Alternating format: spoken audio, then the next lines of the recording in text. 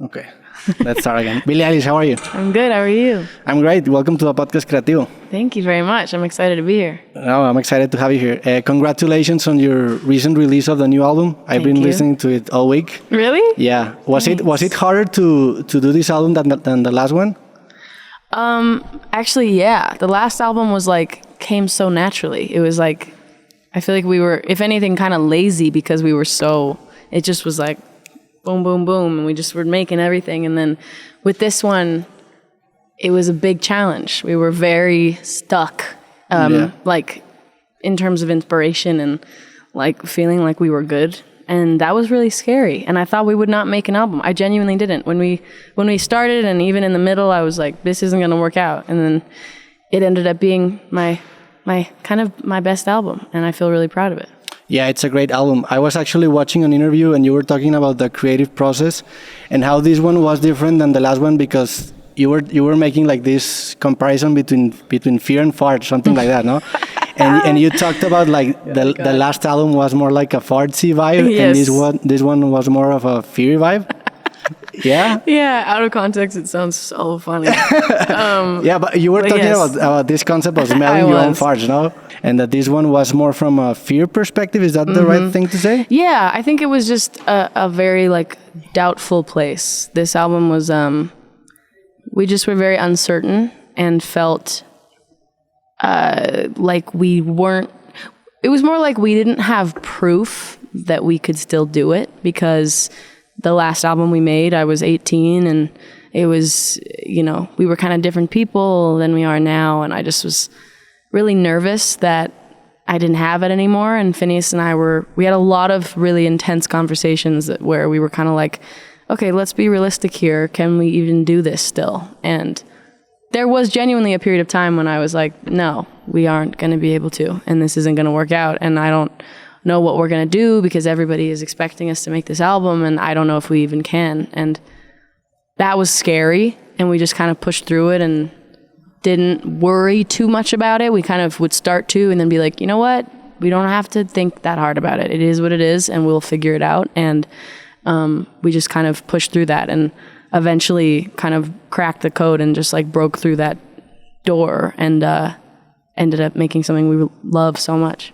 And creatively, did the process change? Because I also heard that you didn't have finished songs until a couple of months in. So I guess that that is scary, right? I mean, that was part of why it was so scary, was that we usually, the way we've always made music, not even just one time, the way we have always done it, which was different than any time before that we, for this album, than how we've always done it. We've always, made song by song. It's one at a time kind of. And we, maybe we stop being super inspired for one of them and then we move on and come back to it. But for the most part, we hone in on one song at a time ish and then work on it until it's done and then move on to the next one. And, at the end we go back in and do some little last finishing touches. But in general, when you do that, then you have a song and then you have another song, you have another song. So you have proof that you're making music and you're oh, I'm doing it. I'm actually doing it and it's happening and it'll get done eventually because I can see that I'm doing it. And with this album, we didn't do that at all. We worked on pieces of everything at one time, kind of, back to back, and then we would put it away as soon as the light would dim, and then we would get something else out, and then as soon as we'd get a little faded, we'd put something out. It was really crazy, but then it was really frustrating because then we never had a song, and we had pieces of a bunch of songs, but we never had a full song. So we kind of had this feeling and this fear of we haven't even made one song. How are we going to make 10? Yeah. And then we just kept doing that, and eventually they turned into 10 full songs. And what was amazing about it was then we had 10 songs that were made kind of at the same time. So none of them felt old and none of them felt really new, and they just all felt like they grew at the exact same time, and they all felt kind of none of them had aged. And because sometimes you work on an album and one of the songs is 2 years old and one of them is a week old, and that's really weird and confusing. So it was really rewarding in that way, but it was a challenge.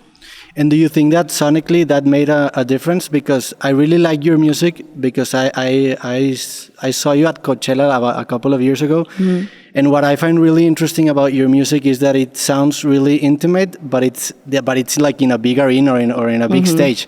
Mm-hmm. And I was actually watching an interview with your brother that was in his childhood home. Mm-hmm. And that kind of like explained to me a lot about why it sounded that way, because it's an intimate space. Yes. Now that you both evolved, you're really big artists. Sonically, how does that impact your work? Yeah, well, it's kind of stayed that way, because we still don't use like a professional studio, and we did for a second. And when we made our first EP, we used a studio. We like rented out a studio, and it just didn't work for us. And so we made all of our first album in our childhood house in his bedroom, and it was really intimate and small, and we didn't have much equipment. And then when he moved out, like, we made like Everything I Wanted and No Time to Die and Therefore I Am in this like tiny house that he lived in, like the first house he moved out into. And we recorded in the living room of that house. And then, now since Happier Than Ever and kind of, and for all of Hit Me Hard and Soft, and currently like we work in his studio. Like we work in, his basement studio. And it's in his house. It's like right down the steps, and it's like basically in his yard. And we don't have a booth, and we don't have like a sound room. It's like just this little room, and we have all our stuff right there. And I record sitting at the desk, like with the mic in my hand while I'm like typing on the computer. And I think that is what keeps it really intimate and feeling really like us and good, and not like it's this big kind of, I don't know. Yeah, it's interesting because we have like a symbiotic relationships with the spaces that we work in. Like if you work in an intimate space, you produce intimate work. Yeah, it's true. So when you did that first EP, it didn't feel that way. Like it was more, you were what, like 13 years old, 14 years old? I was 14. That's crazy. Yeah, That's crazy. I know. And it wasn't like it was like a really small studio, so I think it was still pretty intimate, but just, the thing I don't like about studios can be really nice, but the thing that I find frustrating about working in a studio is there's no light. You don't have any sunlight. There's no windows usually, and also, you're working in the same building as a lot of other artists, which in like some situations can be really nice. But I think I just get in my head about that, and I just get anxious. And then there's like random people there, and there's people at a front desk. And I just really like making music in a home. I like making what I make in a place where I feel like I don't have to like get dressed and get ready and be, can be in pajamas. Right. I just like it to feel very like comfortable and home. When did you started getting into music, like creating music? Like, and do you remember like the trigger or something? Mm-hmm. Well, I always loved to sing, more than anything else in the world. I was singing as soon as I can remember. There was never like a beginning to singing. I just loved it so much. But my mom was always a songwriter, and she was amazing. And she would always be singing and playing guitar and piano, and my mom and dad would both like teach me piano, and I'd sing at the talent shows, and then Finneas would write music, and I thought that was really cool. So then I would write music, and then there was just so much music in our lives, and we were always writing and always singing and even when we were young and even when we weren't like as close as we then got, like we always sang together, and we always supported each other's music. And there was never any like, ew, Finneas is so lame. And there was never any like, oh, Billie's so lame for her song. It's like, it was very supportive, which I'm really grateful for.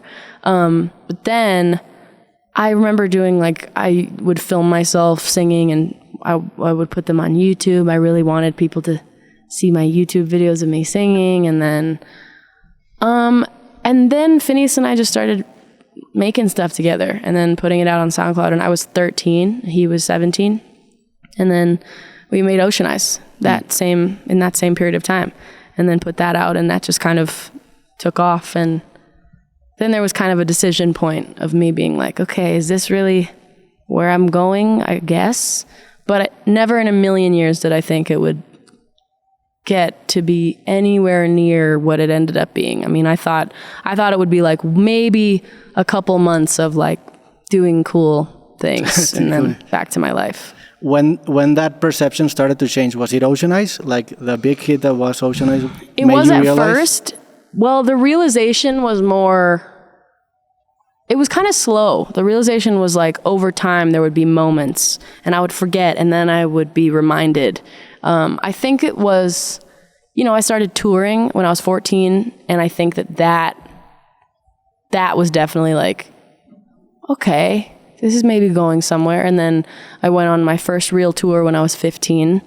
And then I think that just started to grow. And then I remember like coming home from a tour and trying to go to an ice skating rink with a friend. And then suddenly I was famous and I was like just a kid. And I was like just trying to hang out with a friend out in the world. And suddenly there was like hundreds of people surrounding me and I was really scared and I just didn't know what to do with that. And I think that's the period of time when I was like, oh, this is way bigger than I thought it was. And then it got crazy and terrifying. And then I got to understand it. And then I got to find different ways of coping and then realizing how cool it really was. And then I had a lot of fun. And now life is intense, but it's really amazing. I get to do the coolest things ever. It's so cool. Yeah, it's interesting that it's difficult to really understand the numbers that social media sometimes shows you, because you just see like millions and you don't really you can't comprehend what it actually means, like millions of people, millions of bodies. I know. Yeah, and was it hard like coping with fame at such a young age? Yeah, it's funny because at the time I knew that it was hard for me, but I was just doing it anyway, and I was excited too, and I was like, really, I didn't have any feeling of like, I think I want to stop this. I was like, what's next? What else can I do? I loved it. I thought it was the coolest thing, but then it got pretty intense, and I think that looking back, I especially am like, I feel sad for my little young self because of all that. And I just was a lot of weight on my shoulders. And, as much as it was amazing, like no young person should have that many people's opinions and that many scary, like, things to go on. I don't know. It just was like really intense, but it was also amazing. And the fact that I get to do the things that I get to do is like, I can't even say how it's the most incredible thing in the world. And like, I get to provide for my family and like, live a really, really privileged life. And it's awesome. And I'm really grateful for that. But it was definitely really intense, and it is also still intense, but it's good. And it's something like that you learn like in hindsight, right? Yeah. And what was your relationship with your brother before you started making music? Like he had his own band, or how did it all start? Yeah, he had his own band. That's actually how Ocean Eyes came about, because he wrote that song for his band, and then they like performed it a couple times, and I remember him just being like, hey, it doesn't really work for my band. Would you want to sing it? And then that's how that all happened. But he wrote songs. He started writing when he was like 11, and then he had a band I don't even know when he started having a band. He was always in a band. Yeah. That's all I remember. And they would do like little concerts and battles of the bands, and they were honestly really good. Like it was all Finneas' songs, so you can imagine they were really good songs. And he was like, 14, 15, and they were so good. And I would just be sitting watching them perform, wishing that it was me performing, but also thinking it was really cool. But the music was always such an enormous part of our lives. Like it was never, it was, even though like I was a dancer and that's the thing that I really loved doing and wanted to do with my life, even with the things that we did, like Finneas acted for a while and I danced and I, was a gymnast, like all these things, like even with all of those things, music was like the main thing. Music was like the baseline of all of it. And music was the thing that kept us going and the thing that got us to, express ourselves and like live and exist and heal and Music is really the greatest gift on earth. And why did you guys got into the artistic endeavors? Like your parents were like into it. You guys were homeschooled? Yes. So you had like a musical education, or how was it? Yeah, we were homeschooled, and we also, a big part of it is we both grew up in a choir. Okay. And sang a lot of like choral music, and we both learned like music theory, so we learned how to read and write music and learned all about music, and that was a big part. But before that, you know, my mom is a great singer and an artist, and she was always singing and writing, and you know, she taught us both how to write songs, and she even like taught a songwriting class that a bunch of my friends took, and I learned a lot from that. And my dad loves piano and would teach me to play the piano and teach me to play the ukulele, and there was just music always around us all the time. And you know, I think that it was kind of a no-brainer when we got into music, because it was just like in our blood and just constantly in our house. And I didn't realize that wasn't like necessarily normal or that common. Like I thought everybody's family was just playing music and singing music and writing music all the time. But yeah, it was really special. I also was really grateful to have really lucky to have the support that I did. My parents were very supportive of me and really believed in me since the beginning. And even when I was like a little dumb kid and wanted to, you know, do this or that, even if it wasn't necessarily like seemed possible, they would always like find a way to help me like endeavor in my interests. And were you when you were composing your first songs, were your parents around? Like, yeah. What was the creative process like, and how has it changed over the years?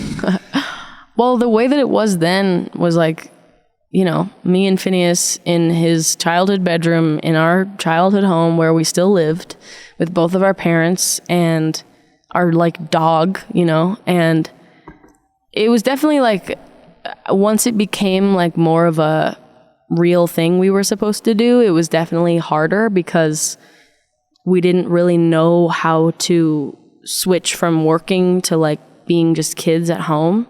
And so it was kind of a challenge. Like we'd be like at home. So then I'd want to be at home. I'd want to be like, oh, I want to be in my room with my friends. But it's all of the same. It's like all blended, right? It was like very blended and kind of the lines were like, it was just confusing. And then, you know, our mom would come in and like give us grilled cheeses like in the middle of the day, which was cute. But honestly, like it was challenging because we were young and I didn't really like making music at the time. I was frustrated by it and felt very bummed out. Like I wanted to be doing other things. Because I just didn't, first of all, I didn't think I was good at it. And Finneas was really good at it. And I was like a teenager. I wanted to be like hanging out with friends and being in dance. You know, all I wanted to do was dance. And so I was a big baby about it. I was like, I wish I was doing this instead, and I don't want to be making this. And I think that it was one of those things where I'm the kind of person where if I'm not like the best at something, I don't want to do it. And I think that at the time I really didn't think I was good at writing, and I felt diminished. I felt like I wasn't good, and that made me angry. And I'm glad I didn't like give up on it, because and also like I forget that I was literally 14. Like you were 14. Of course, that's I wasn't that good at it. I was figuring it out. But do you think that you guys complement each other? Because Finneas, like I perceive Finneas like a techie guy, like a producer. Yeah. And you're like more of you were a dancer, like spontaneous. I don't know how to verbalize it. No, but you're it's so like right. complementary, right? I was just talking about this with somebody that Finneas and I are the way we bounce off each other is so perfect in that Finneas is very like kind of almost mathematical in his like way of writing and producing, where it's like so clever and smart and pretty like within, like it's very structural. It's like structure based, and I am kind of all over the place. Like I'm a mess when I make something, and so together it's like the perfect amount of both. Right. So we have like the really like, you know, when I write something, the structure is like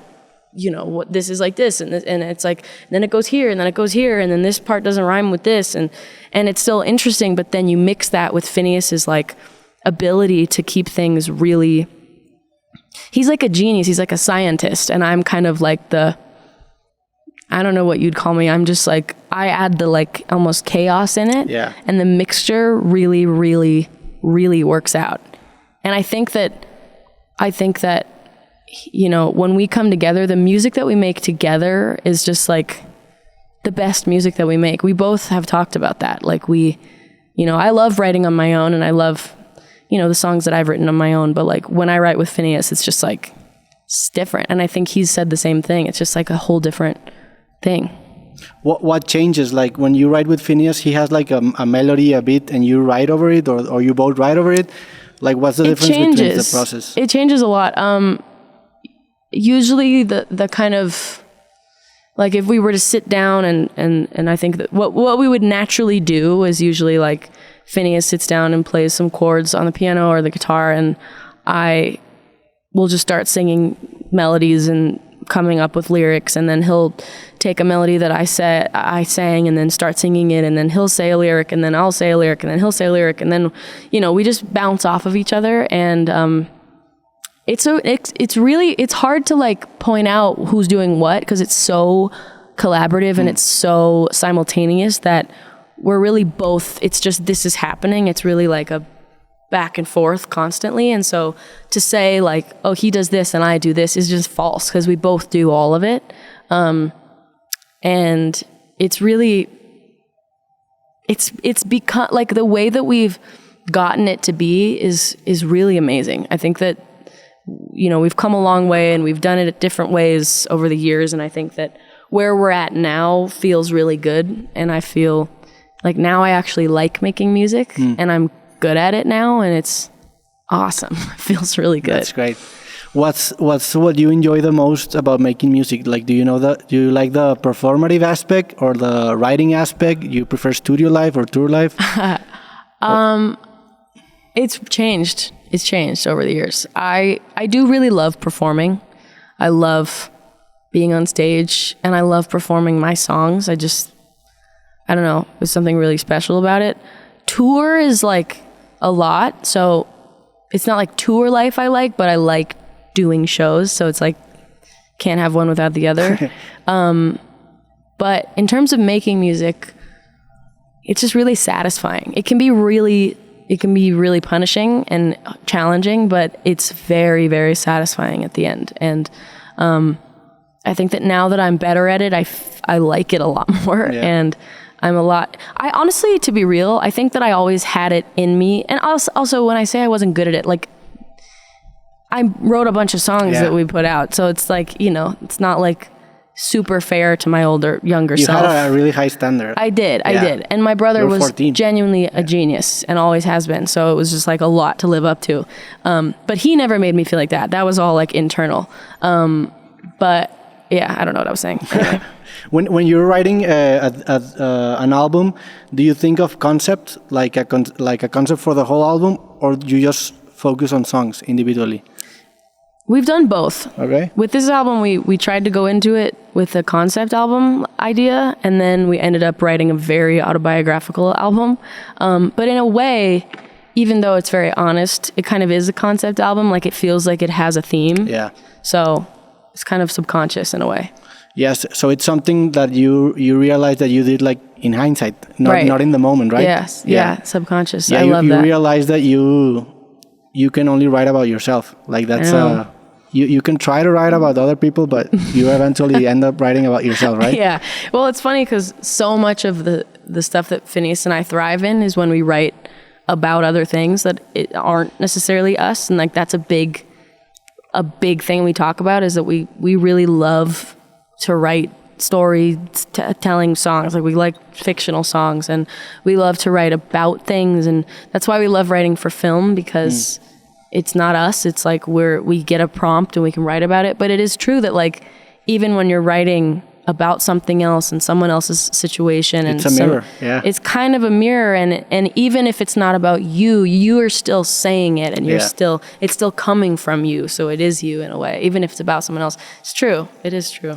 Talk to me about the album title, When We Fall Asleep, Where Do We Go? I think it's such an interesting question, and how did you come up with that title? Like, what were you thinking? What do you think about dreams? Like, Well, it's been a thing that's been very fascinating to me for many years, especially in the period of time when we were writing that album.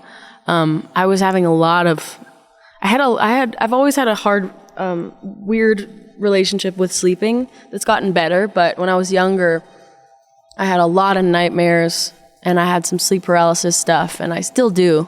But it was really hard for me to sleep. I have a really weird relationship with sleep. Honestly, to this day,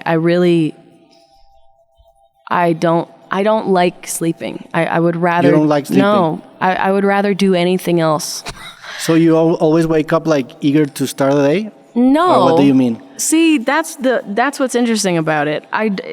It's like when I am sleeping, I'm enjoying, I like that I'm sleeping, and I don't want to wake up, right? When I wake up, I'm like, no, let me keep sleeping. But I really don't like endings, and I really want to avoid at all costs things ending.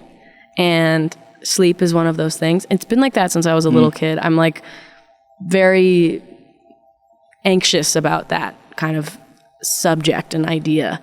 And so I've always had a lot of trouble falling asleep, and the older I've gotten, the more tired I've gotten. So it's easier. So it's easier to sleep, but I still, like, everyone that, has sleepovers with me or whatever,